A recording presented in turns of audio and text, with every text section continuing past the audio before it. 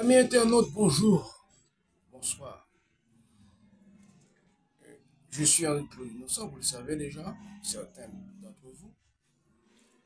Et je vous apporte aujourd'hui mon 6e vidéo et la deuxième en français. Okay? Mais c'est un caractère particulier.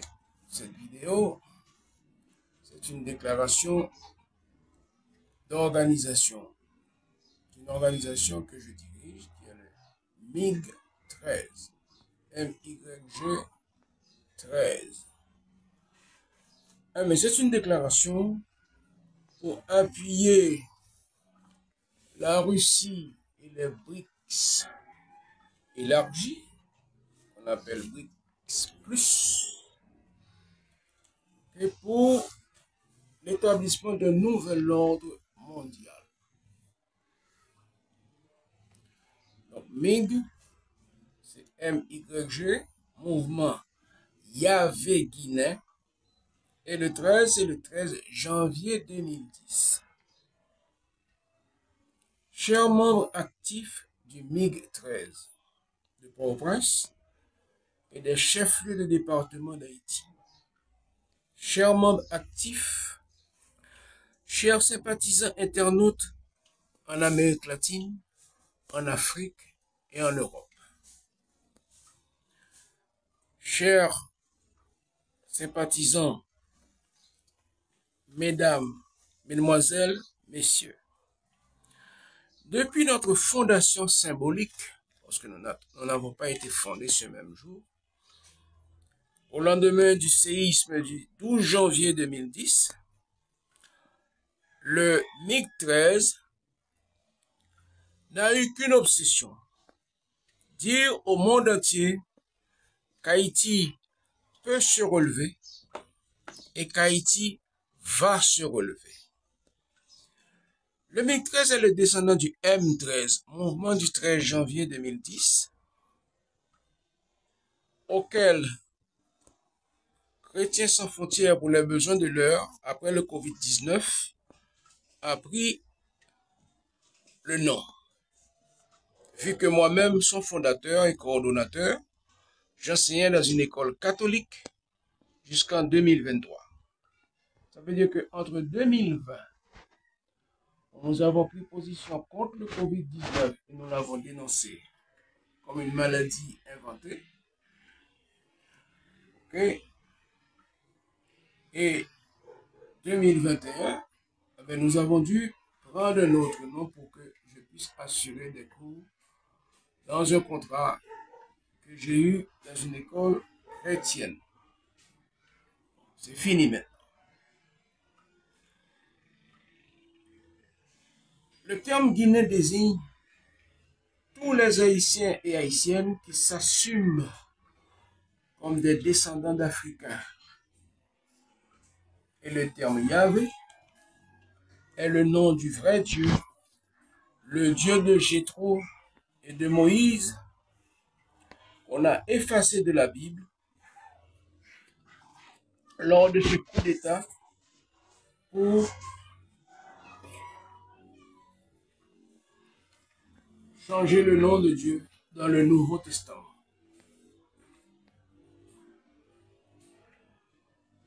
Ceci pour dire que j'ai toujours rejeté le format d'une organisation timide, discrète, voire semi-clandestine.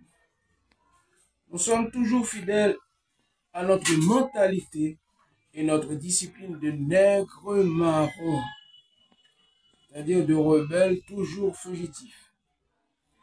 Mais le marronnage n'est pas une fin en soi. Et Boukman, le chef esclave, l'a prouvé au Congrès des esclaves de Saint-Domingue, future République d'Haïti, dans le Congrès des esclaves justement, le 13 août 1791. Aujourd'hui, 8 août 2024, le MIG 13, après réunion de terrain et débat virtuel, parfois houleux, par la voix de son coordonnateur, votre serviteur,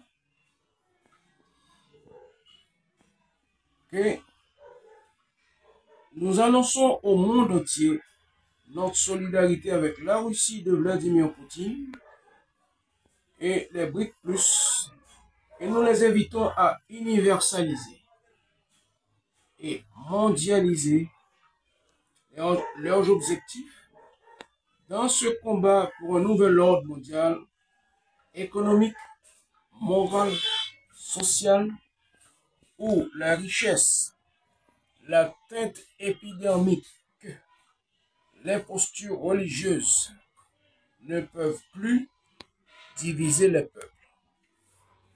Bonne écoute à tous.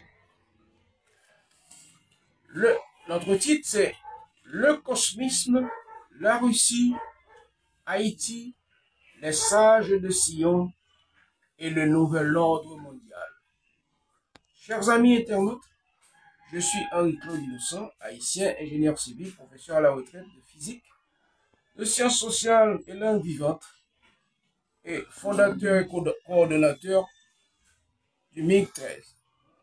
Cette vidéo est la 6e que je publie sur les réseaux sociaux et la 2e en langue française pour me répéter. Au contact de l'idéologie socialiste, depuis mon adolescence, je crois longtemps que les États-Unis d'Amérique étaient responsables de tous les maux de la planète, de l'humanité. Heureusement, n'ayant jamais été athée, mais seulement passionné de raisonnement dialectique, ma curiosité scientifique m'a ouvert les portes de la franc-maçonnerie à l'âge de 23 ans en 1980. Aujourd'hui, devenu vénérable maître franc-maçon, je découvre que les USA et tous les gouvernements de la planète sont eux-mêmes victimes et vassalisés par une société secrète mafieuse connue comme les Sages de Sion et dont le manifeste a été publié en 1905 sous le titre « Les protocoles des Sages de Sion ». C'est un pouvoir profond, occulte, qui a créé tous les pouvoirs profonds et occultes de la planète. Le Vatican et l'Église catholique romaine eux-mêmes sont des créations des Sages de Sion. Je vous promets une vidéo sur les Sages de Sion et l'ère du Verseau. Dans le même temps, mes recherches m'ont conduit à un autre constat, plutôt rassurant celui-ci. Les peuples slaves et le peuple russe en particulier ne font pas partie du pacte du Vatican avec les forces lucifériennes depuis 2024 ans. Ceci dit, sous réserve d'éventuelles allégeances des dirigeants russes, 2 dirigeants russes, pour leur protection personnelle. En effet, les peuples slaves ne sont pas des catholiques romains. Ils sont des chrétiens orthodoxes et des musulmans. De plus, ils n'ont pas participé au génocide contre la race nègre. L'Occident raciste, luciférien, esclavagiste vaut une haine sourde et un profond mépris au peuple slave, Ukraine inclus, et aux Russes en particulier. L'Occident considère ces peuples comme des peuples nègres, car ils ne font pas partie de ce pacte satanique maquillé en christianisme. Certes, le russe est raciste, ADN oblige. Cependant, la Russie n'a pas créé un projet de société avec son racisme. Pas une goutte de sang nègre dans la tasse de café de Lomonosov, de Rachmaninov, de Zinoviev, de Kamenev. Et la solidarité soviétique, puis russe, envers l'Afrique et le Maghreb, n'est plus à démontrer. Pardon.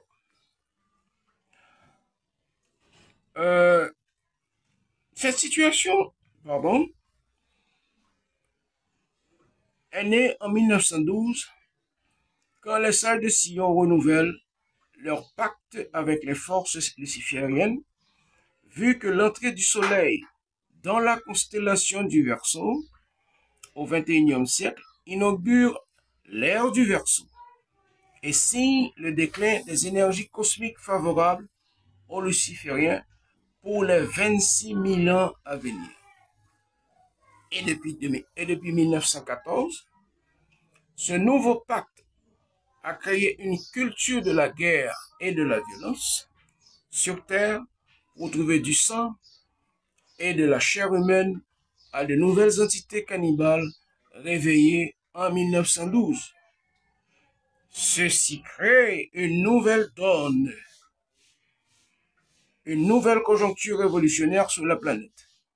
Et les Russes et les Haïtiens, nous sommes deux parmi les rares peuples capables de faire face à cette situation révolutionnaire vu nos connaissances et nos expériences du cosmisme. Aujourd'hui, 2024, cette expérience révolutionnaire de la Russie s'ajoute à l'appui des BRICS+. Aujourd'hui, la Russie n'est plus seule avec son KGB et ses erreurs horribles et son pacte de Varsovie. L'humanité peut gagner la bataille contre les postures culturelles, l'impérialisme économique et le racisme. La situation est telle aujourd'hui que même des analystes français de la taille, pour ne citer que, de la taille de Dominique Villepin, Caroline Galacteros, Frédéric Dumas, Madame,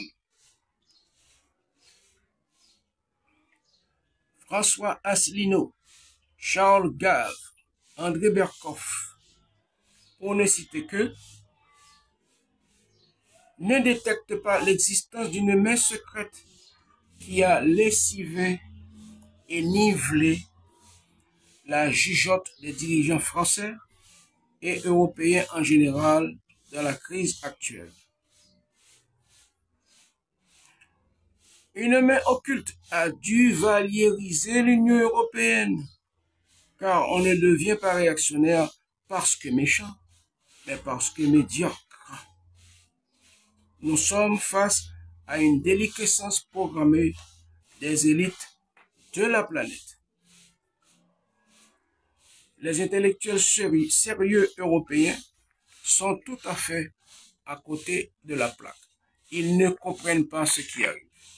Ils analysent à partir de données socio-économiques en oubliant qu'il y a une variante ésotérique à tout ce qui se passe sur la planète.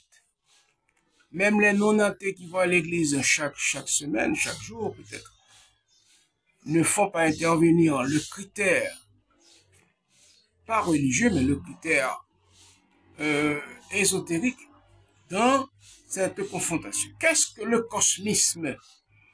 Le terme cosmisme dérive du mot cosmos, transposé de la langue grecque. Cosmos en grec s'appelle K, omicron, sigma, mu, omicron, sigma en grec, et désigne l'univers, l'ensemble des corps célestes, incluant les étoiles, qui sont des soleils, les planètes, les comètes, les astéroïdes, les trous noirs, les novas et supernovas, tous inclus dans leurs constellations et galaxies respectives. Malgré sa terminaison en isme, ISME, le terme cosmisme ne renvoie pas à une doctrine ou une idéologie, mais à une vision du monde. La Russie, au XVIIIe siècle, était un creuset impressionnant de sciences, de technologie, d'idées nouvelles, de musique, art plastique, littérature, théâtre. Par exemple, le pétrole est distillé en Russie dès le XVIIIe siècle Et lors de la Deuxième Guerre mondiale, l'armée soviétique est entrée en Allemagne dans des chars de guerre de sa fabrication. Évidemment, aujourd'hui, on peut comprendre pourquoi l'Occident catholique romain n'a pas inclus la Russie dans son siècle des Lumières. La chose de la Russie est que le christianisme orthodoxe n'est ni luciférien, que je sache, ni obscurantiste. En effet, l'Église orthodoxe ne freinait pas l'effort scientifique s'il ne menaçait pas le pouvoir du tsar. Et face aux problèmes sociaux très divers à l'époque, naquirent une flopée, c'est-à-dire une kyrielle de courants de pensée et d'idéologie, dont l'anarchisme, rejet de toute autorité, le cosmisme, le mysticisme russe, le socialisme primitif, qui n'est pas le communisme primitif. Okay? Donc, sont quelques-unes seulement. C'est dans cette ambiance fertile que furent introduits le marxisme en Russie, que fut introduit en Russie le marxisme, qui deviendra le marxisme-léninisme, avec les apports de Lénine, pour en faire une théorie de l'action pour la prise du pouvoir, afin de construire le socialisme. À l'inverse du marxisme, qui réduit tout à l'économie, le cosmisme était vécu comme une spiritualité matérialiste. Permettez-moi le néologisme. Okay? Oui, c'était plus comme c'était vécu comme une spiritualité matérialiste, virgule, atterrie, c'est-à-dire les pieds sur terre. Le cosmisme prône la possibilité d'atteindre des idéaux religieux non pas par la foi dans une vie soi-disant après la mort, mais par la science et la technologie, ici et maintenant. Par exemple, la notion de terre promise et de paradis étaient remplacées par la quête de nouvelles planètes habitables pour augmenter les ressources naturelles et faire face à cette pénurie irrésistible et la surpopulation sur notre planète. Et la vie éternelle elle-même, par la science, sert de thème axial aujourd'hui au transhumanisme dérivé du cosmisme. Les cosmistes avaient une solide formation en astronomie et cartographie du ciel, et ils travaillaient concrètement à la conception de nouveaux vaisseaux spatiaux, capables d'atteindre des planètes habitables. Comparons donc cette liberté de pensée aux mésaventures de Galilée, que dans l'Europe catholique romaine, pour avoir affirmé que la Terre était ronde et que c'est elle qui tournait autour du Soleil et pas l'inverse. Le marxisme-léninisme va, sous l'action des sages de Sion, va bousculer le cosmisme, et les sages de Sion vont pousser l'astronome Mahler, M-A-A-L-E-R, à changer le nom des constellations afin de brouiller les pistes laissées par les cosmistes. En vogue à la même époque que la révolution russe, le cosmisme demeure, à date, l'unique effort intellectuel, voire l'unique projet de société, connu à s'être intéressé sérieusement à l'existence d'autres planètes habitables par l'homme. C'était donc un courant de pensée matérialiste non athée qui pouvait libérer l'humanité de tant de dogmes obscurantistes. Car Dieu existe. Oui. Donc,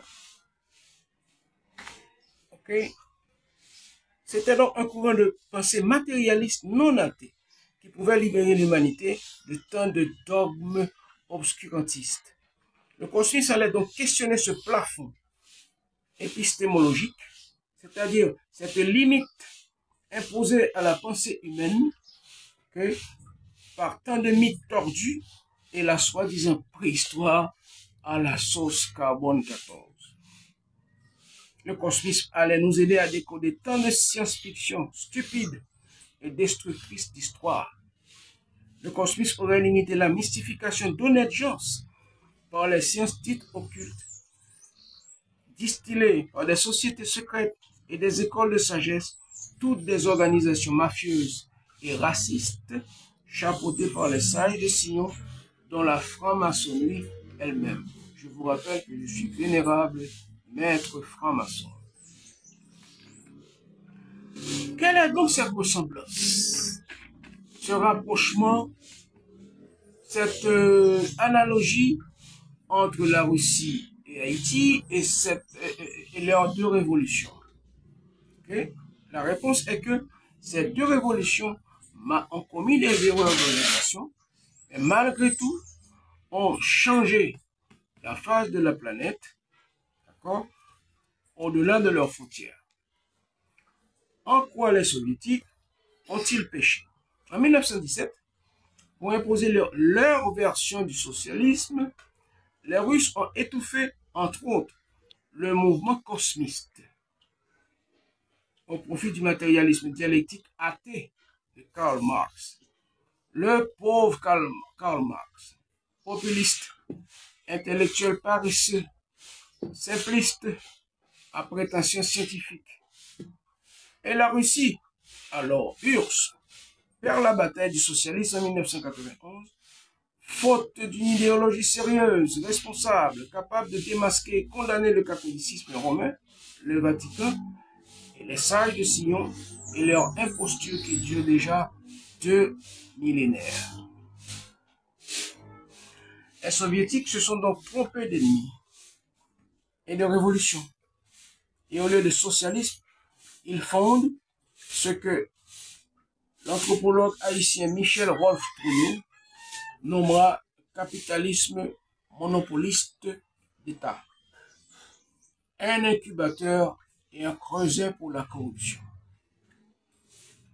Car à la part avec le catholicisme, il n'existe aucune doctrine plus féodale et plus à droite que le socialisme orthodoxe.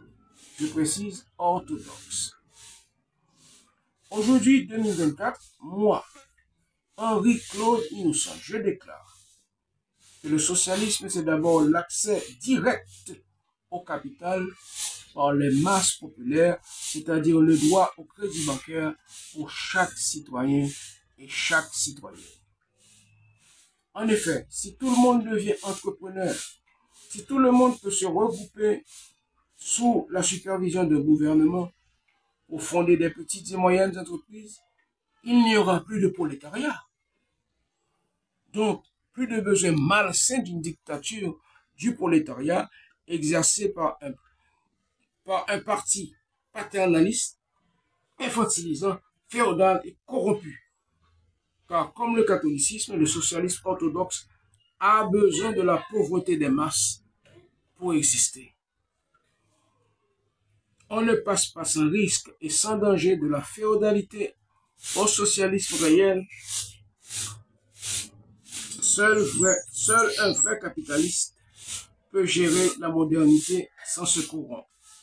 Les socialistes russes et chinois se sont trompés de bonne foi. Et en quoi les révolutionnaires haïtiens de 1804 ont-ils péché? Comme les Russes de 1917, les Haïtiens de 1960, nous nous sommes déviés de la signification profonde de notre révolution anticolonialiste, anti-esclavagiste, anti-raciste, en signant un concordat avec le Vatican, autorisant des congrégations catholiques obscurantistes à éduquer, voire dresser nos enfants. Et ceci malgré les choix éducatifs du roi Henri-Christophe pendant 14 ans, 1806-1820, qui se sont révélés concluants dans le nord du pays avec le système éducatif britannique basée sur les métiers techniques plutôt que sur la masturbation éthique, et le gargarisme littéraire. Tout ceci alors que notre mission aujourd'hui encore est l'éradication totale du féodalisme. Ce concordat de 1860 c'est aujourd'hui encore de la contre-révolution. C'est-à-dire, quand un Haïtien te dit qu'il a 200 et quelques années d'indépendance, eh bien, dis-toi qu'il a 200 et quelques années de contre-révolution. Le concordat de 1860 sert encore de prétexte aux classes dominantes haïtiennes pour reproduire exactement et en pire l'élite féodale française, c'est-à-dire le mépris des professions manuelles, mépris de l'agriculture, mépris de l'Afrique. Par exemple, Manu Dibango ni Cheikh Anta Diop n'ont jamais été invités en Haïti pour ne citer que. Dans le même temps, on amène Régis Debray se pavaner à Port-au-Prince pour avoir échoué puérilement aux côtés du Che Guevara en Bolivie. Mépris de la physionomie nègre, ombrage contre les générations ententes, mépris des activités lucratives,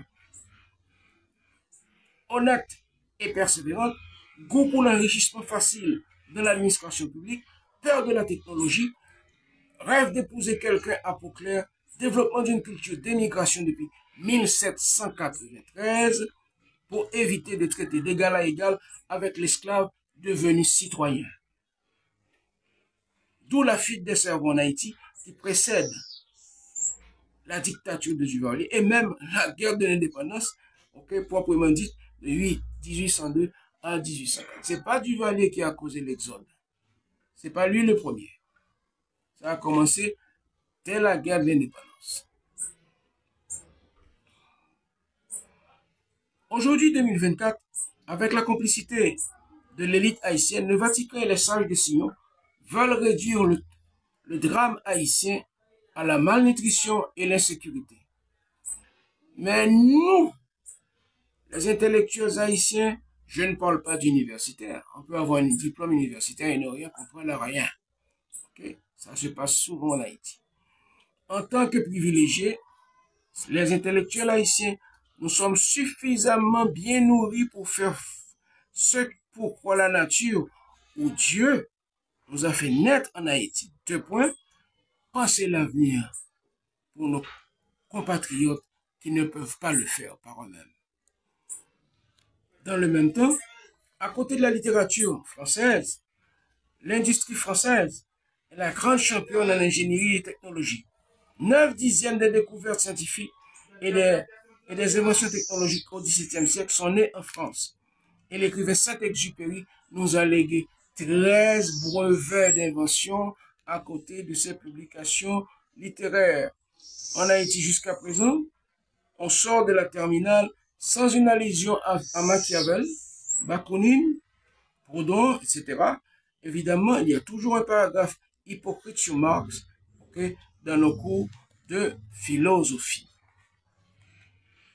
La Russie peut-elle construire le nouvel ordre mondial? Oui, mais comme presque tout le monde aujourd'hui, je suis positivement impressionné par les réalisations de l'équipe de Vladimir Poutine au pouvoir en Russie depuis 20 ans. Et la valeur médiatique de la guerre contre l'OTAN n'est pas pour amoindrir l'image d'une Russie ressuscitée, dotée d'une grande force de caractère et de patriotisme qui fait envie. Le Russe se fait envier par son patriotisme, avec toutes les exceptions que cela peut comporter. Cependant, après le bal, les instruments de musique sont toujours lourds à transporter, nous dit la sagesse haïtienne. La Russie a déjà gagné la guerre contre l'OTAN. La Russie a vaincu. Mais après cette honte que représente la capitulation de Gorbatchev en 1991, la Russie n'a aucune offre philosophique, épistémologique, cognitive pour l'humanité. Malgré le respect, voire la vénération des Russes envers Prokhanov et Tsiolkovsky, existe-t-il en Russie des intellectuels capables de couler un vrai projet politique dans le monde du cosmisme et ou du transhumanisme? J'approuve M.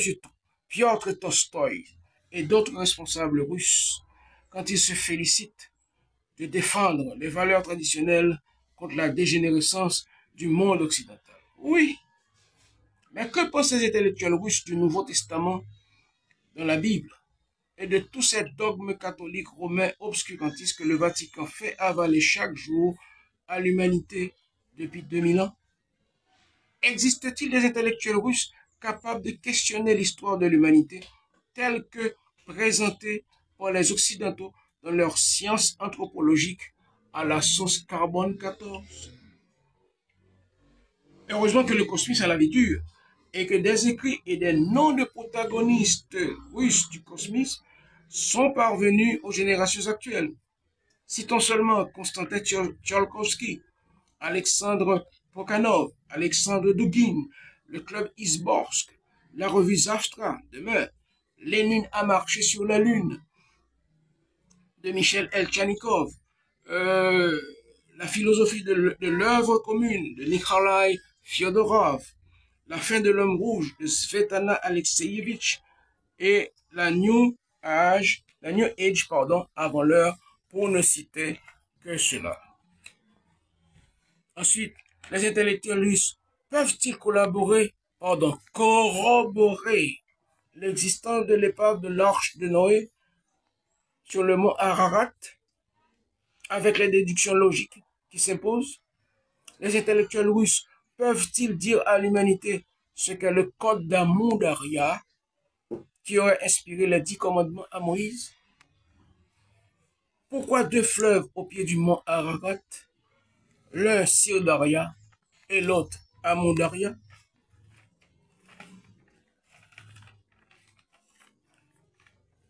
Les intellectuels russes savent-ils que l'ésotérisme n'échappe pas à la rigueur de la pensée dialectique? Oui, ils le savent.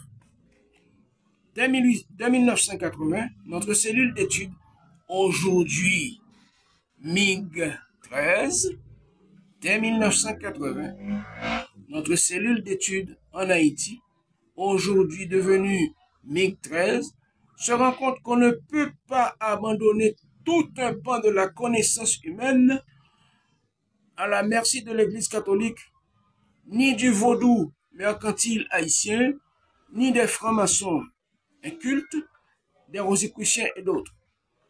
Les premiers socialistes haïtiens de la génération des Jacques Roumain, Jacques-Stéphane Alexis, René Théodore, Gérard Pierre-Charles ont échoué notamment à cause de leur ignorance crasse et coupable à l'égard du vaudou haïtien et de l'africanisme en général.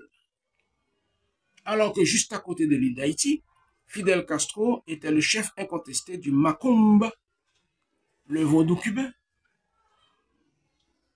Ce qui nous a quelque peu fasciné dans la révolution russe était de découvrir que, même devenus matérialistes athées, les révolutionnaires russes n'ont jamais caché leur intérêt pour les sciences dites occultes. Les Russes n'ont pas occulté l'importance du mage Rasputin, Grégoire Yefimovitch, dans la Révolution, vu son influence sur la famille tsarienne. C'est comme si l'assassinat du mage Rasputin était incontournable pour rendre possible cette révolution, pourtant athée. Tuer un mage quand on est athée dans une révolution, ça a retenu notre attention.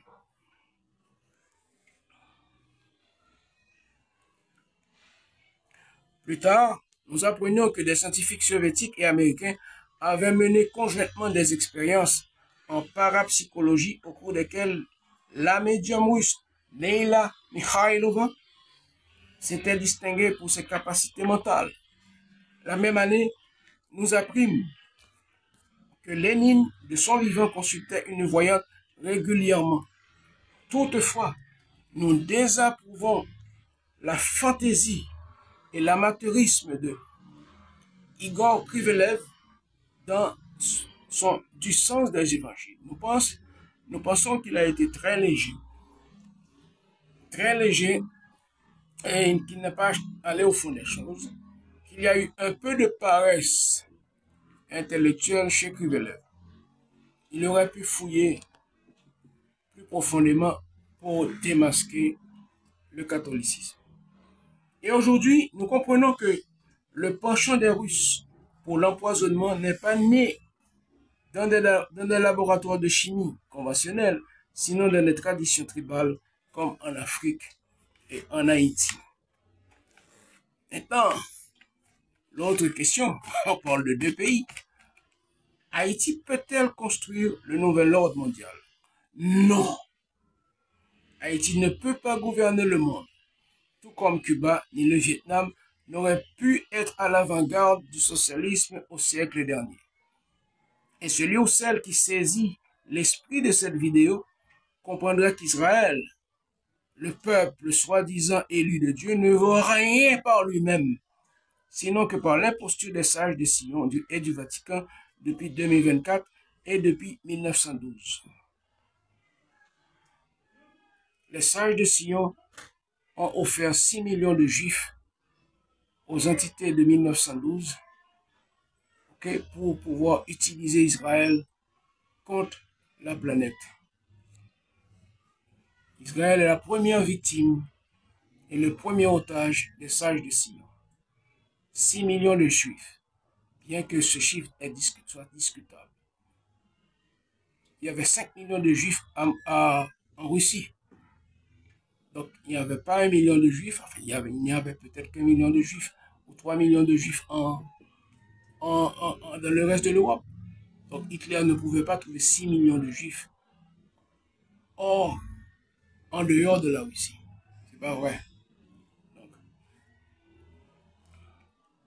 une planète se gouverne par un grand peuple, pas par un petit peuple mafieux et manipulé, sur un gros territoire, comme la Russie, l'Égypte ancienne, l'Égypte nouvelle est trop petite, l'Égypte ancienne, l'Italie, l'Angleterre.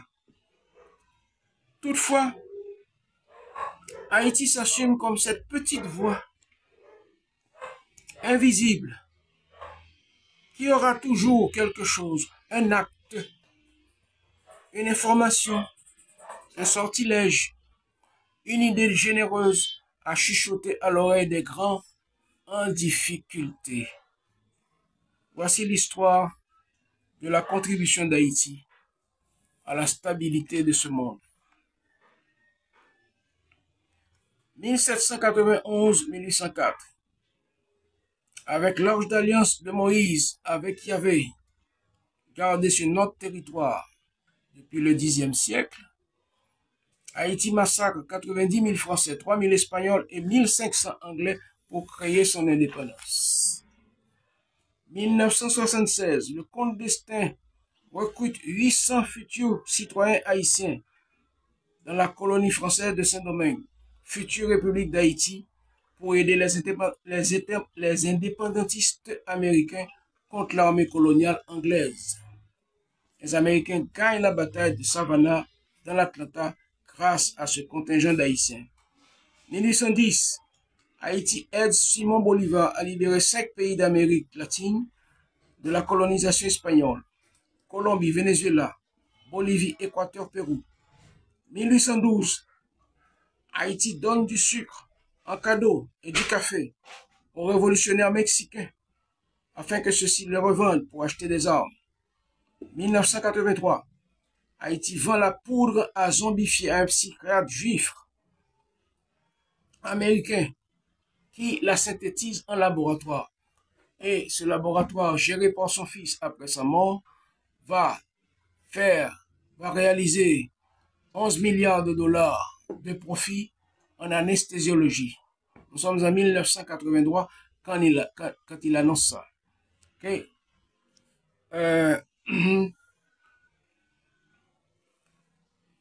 Ce même laboratoire obtient un contrat avec la NASA pour endormir 5 cosmonautes américains pendant 3 ans pour voyager vers une planète habitable et rapporter des données. Disons, trois cosmonautes américains pendant 5 ans, aller-retour, pour rapporter des données d'une planète habitable.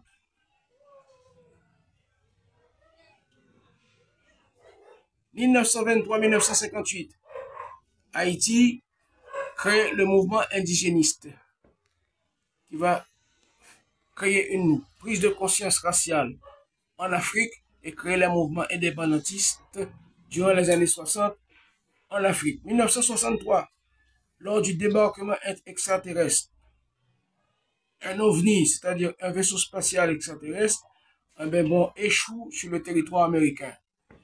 On a eu besoin de 2 Haïtiens, fils de vaudouisants et vaudouisants eux-mêmes, pour interpréter ce que les cosmonautes disaient avant de les tuer.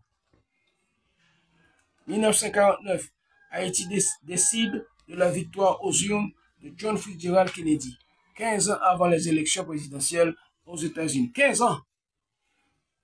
15 ans avant les élections, Haïti savait que Kennedy serait président des États-Unis.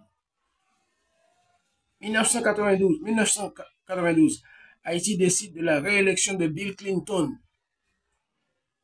1998, un Ouganda haïtien donne la Coupe du monde de football à la France pour 1 million d'euros. 1934, la photocopie de ce chèque de 1 million d'euros existe en Haïti. 1934, en marge des manifestations et des plaintes par devant les instances internationales, Haïti met fin à l'occupation américaine en guérissant le fils d'un amiral sur un navire de guerre dans la baie de Port-au-Prince. Dans les années 80, Ogiva Electronics, un bureau d'études d'informatique, de logiciels, créé par un Haïtien, avait créé le logiciel, le programme informatique qui gouvernait le bras articulé de la navette spatiale devant embarquer et désembarquer les pièces de la Station spatiale internationale. Le peuple haïtien, créé par le commerce des esclaves arrachés des côtes d'Afrique, se retrouve aujourd'hui le gardien de la tombe de Yahvé, le gardien de l'arche d'alliance de Yahvé avec Moïse. Un canon en neutron, c'est pas une bombe en neutron, c'est réutilisable indéfiniment. Okay? Ça peut avaler 100 000 personnes, 100 000 soldats d'une autre armée, en moins d'une journée. Avaler, j'ai dit, faire disparaître, convertir en énergie. Le peuple haïtien est gardien de la dernière porte ouvrant sur l'espace et donnant accès à 5 planètes habitables. Ikwalopu, Ipaku, Djenku, Ndjenje, Yokim, plus grande que notre Terre. Et la réflexion cosmique en Haïti est une militance depuis les années 80. Tenez-vous bien. Quelle est l'origine des races humaines? Dieu a-t-il créé la misère? Au nom de qui la race blanche chrétienne a-t-elle mis la race nègre en esclavage? Peut-on adorer un cadavre cloué sur une croix pendant 2000 ans? Pouvons-nous adorer le même Dieu que ceux qui nous ont fait esclaves? Quel Dieu Boukman a-t-il évoqué lors du congrès des esclaves au Bois Caïman le 13 août 1791? Que fait le roi des rois se desséchant nu sur une croix pendant 2024 ans? Le cerveau est un disque dur. Le crâne Dessalines et de beaucoup de leaders haïtiens a été récupéré pour manipuler les rêves, les volitions et les fantasmes du peuple haïtien.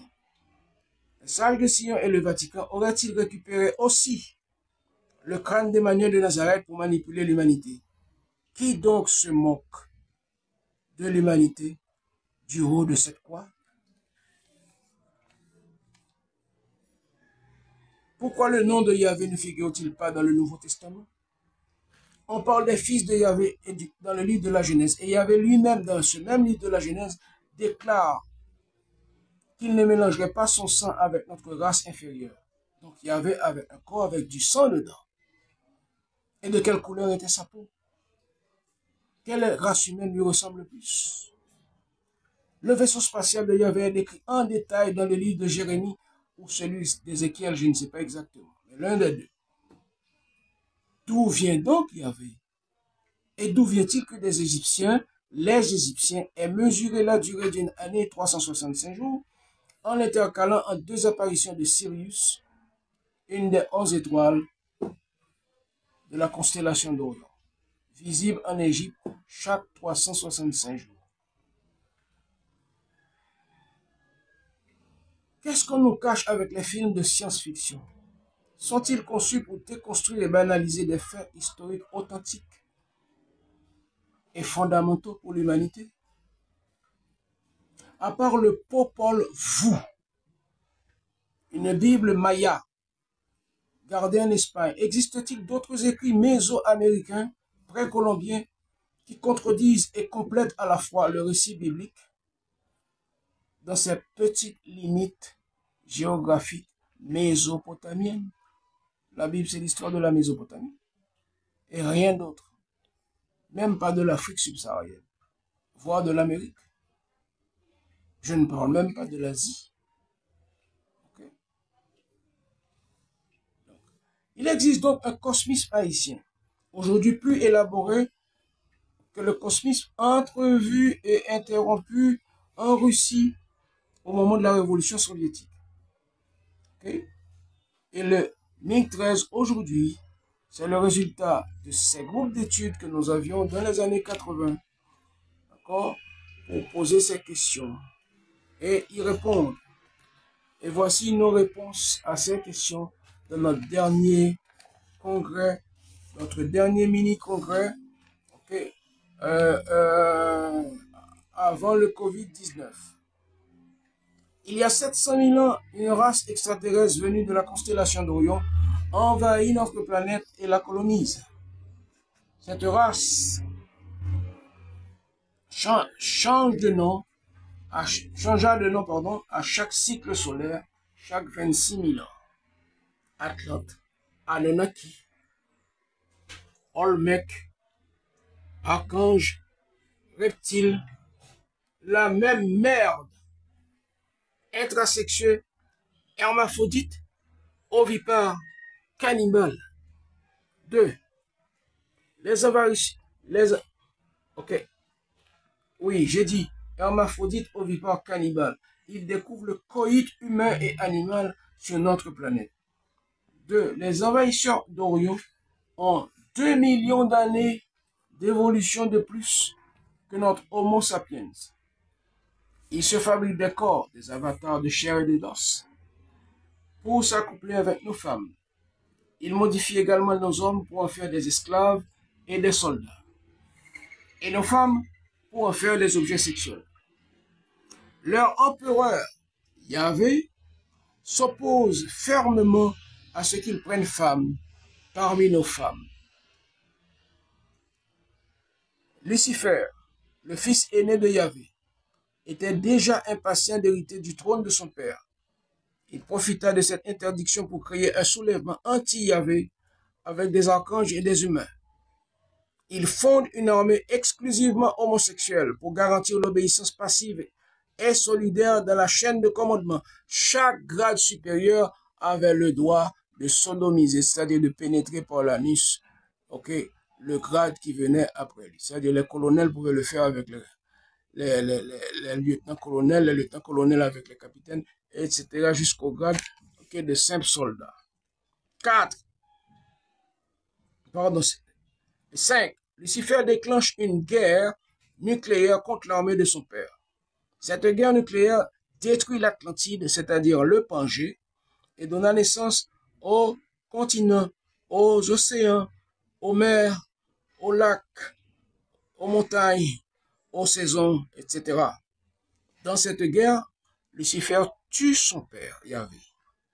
Il prend le pouvoir, il crée de nouvelles races humaines par clonage clonation comme on dit, dont la race blanche pour se réincarner, lui et les siens, sur plusieurs cycles solaires.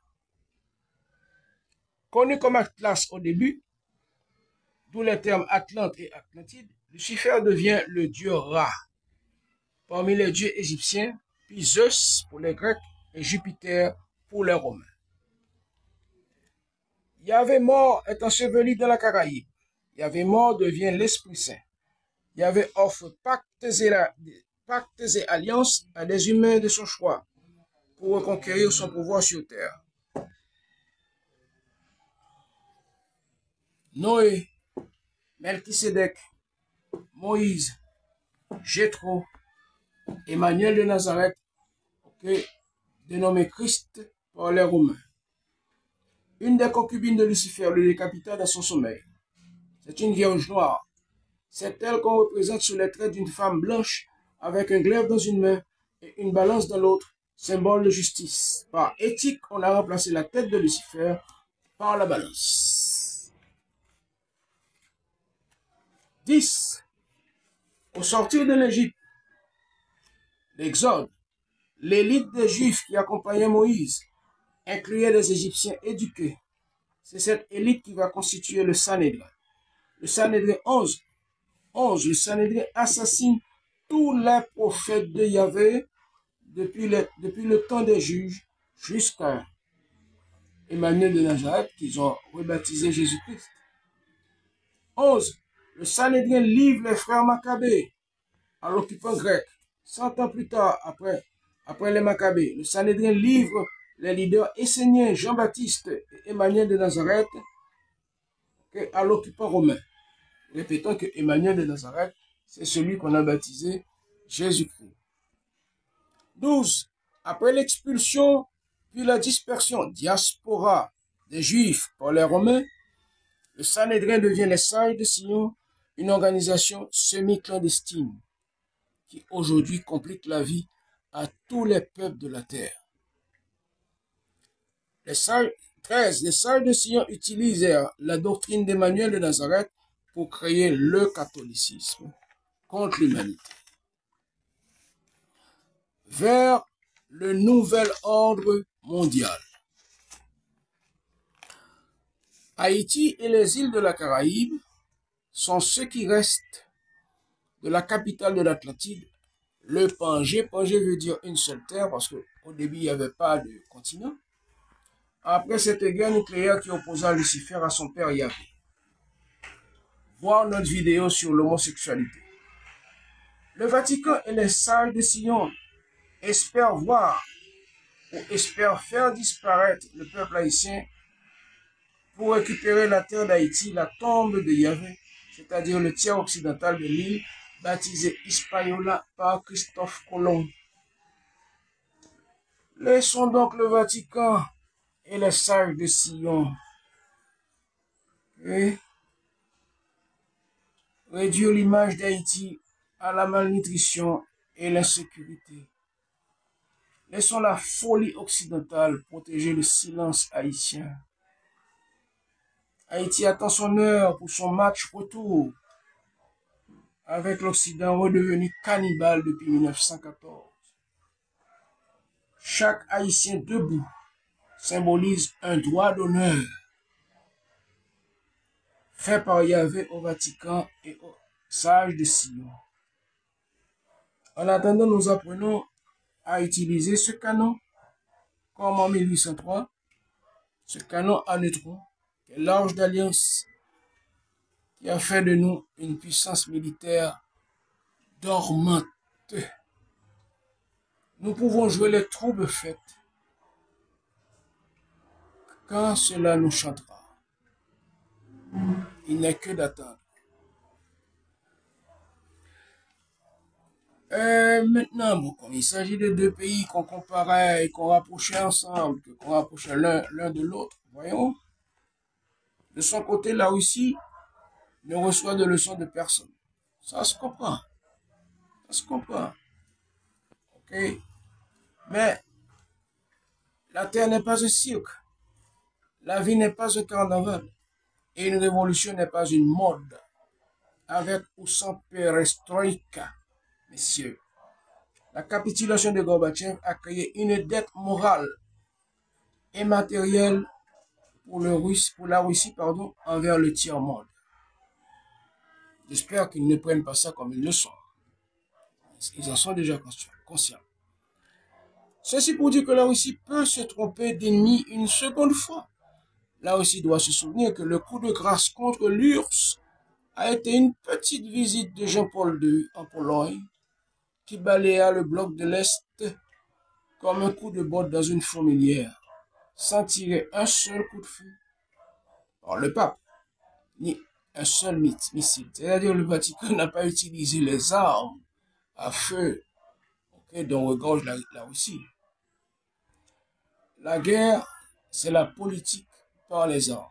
La Russie peut perdre la guerre si elle ne met pas en question l'existence même du Vatican comme une institution raciste, corrompue, rétrograde, sanguinaire, monitorée par les sages de Sion.